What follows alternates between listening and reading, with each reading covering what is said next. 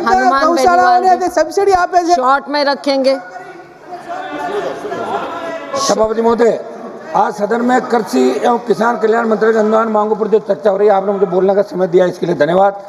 आज देश का किसान तकलीफ के अंदर है और हम खुद भी पिछली बार एनडीए से जीत के आए थे 19 के अंदर, लेकिन ये हमारे मंत्री जी बैठे पंजाब से, हमने एनडीए इसलिए छोड़ी, तीनों कृषि बिल जब सरकार लेके आई, हम लोग किसानों के समर्थन के अंदर सड़कों पे गए, सत्ता को ठोकर मार के यहाँ पे दोबारा जीत के आए। आज देश का किसान बहुत तकलीफ में। सभापति महोदय, आज देश के किसान पर 36-37 लाख करोड़ रुपए का कर्जा है देश के किसान पर। मेरे राजस्थान की बात करूं तो 1,95,878 करोड़ रुपए राजस्थान के किसानों पे कृषि कर्जा है। इससे किसान आत्महत्या करा राजस्थान के अंदर। धन्ना सेठों का पिछले 25 साल के अंदर आपने 30 लाख करोड़ का कर्जा माफ किया। मेरी मांग है कि देश के किसान का संपूर्ण कर्जा माफ करे, राजस्थान के किसान का संपूर्ण कर्जा माफ करे। एमएसपी खरीद पे आप लोग बड़े बड़े दावे कर रहे हैं, लेकिन राजस्थान पे जो आपका लक्ष्य है, देश में लक्ष्य है, उसमें राइडर लगे हुए आपके 25 क्विंटल से 40 क्विंटल आपने किया, लेकिन खरीद नहीं हो रही। मेरी मांग है कि एमएसपी खरीद गारंटी कानून बने और सारा आप जो भी किसान के उपज होती है उसको खरीद गारंटी कानून के तहत खरीदे।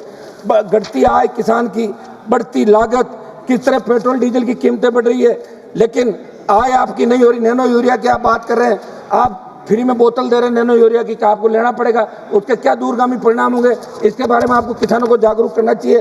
प्रधानमंत्री फसल बीमा योजना, साहब आप किसानों से प्रधानमंत्री फसल बीमा योजना के नाम से आप प्रीमियम लेते हो। मैंने मंत्री जी पहले भी आपको निवेदन किया था, जब हम दिशा की मीटिंग लेते हैं एमपी, तो पता ही नहीं चलता फसल बीमा के अंदर कोई संविदा पे एक लड़का आता है, वो कहता है मैं फसल बीमा का मालिक हूँ जिले का, और वो पता लगता है 6 महीने बाद चेंज हो जाता है, करोड़ों रुपए कमा के जाता है। आखिर कौन इसका धनी चोरी है? फसल बीमा योजना में जो बड़ा घोटाला सभापति जी देश के अंदर हो रहा है, राजस्थान में हो रहा है, इसकी आप जांच करें, कुछ लोगों को पीछे डालें। मुझे पता है कि आप 1.5 घंटा भाषण देंगे, तो फसल बीमा के अंदर की आप जांच के कोई आदेश जरूर आप इसके अंदर कराएं, और आपने अपने भाषण में से हमें समय दिया, इसके लिए आपको धन्यवाद।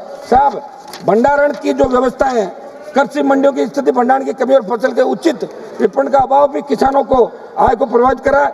किसानों को आधुनिक तकनीक, बेहतर बाजार, निर्यात के अवसरों जोड़ना होगा, इसके लिए आपकी योजनाएं भी चल रही है। मगर मेरे संसदीय क्षेत्र नागौर सहित राजस्थान, 1 मिनट साहब, ग्रामीण क्षेत्रों में आज भी भंडारण की बहुत बड़ी समस्या। सब एक मैं सुझाव दे रहा हूँ साहब, सब कुछ 1-2 सुझाव है मेरा आग्रह कि नागौर में मंत्री जी बैठे हैं, नागौर के अंदर केंद्रीय कृषि सूक्ष्म विश्वविद्यालय की स्थापना की जाए। पीएम किसान निधि का 6 से 8 हजार रुपए आप दे रहे हैं, हम चाहते हैं कि 1 लाख रुपए, अगर सम्मान चाहते हो तो किसान को प्रतिवर्ष 1 लाख रुपए सम्मान निधि के नाम पे आप दें।